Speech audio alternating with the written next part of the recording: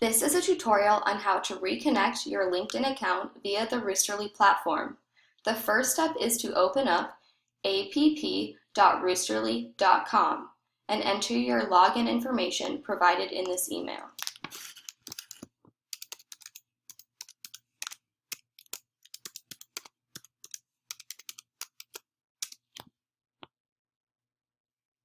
After opening Roosterly, see the top header bar and select Services. Hover your mouse over Services and select Add Services. Next, select the Add button underneath the LinkedIn icon.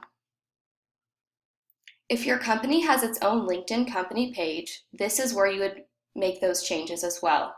For now, we are going to select the Setup button under LinkedIn Profile. Next, input your LinkedIn email and LinkedIn password here and select Allow Access.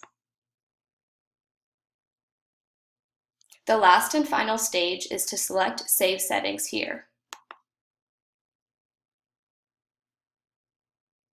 You are now officially reconnected to the Roosterly LinkedIn platform. Thank you.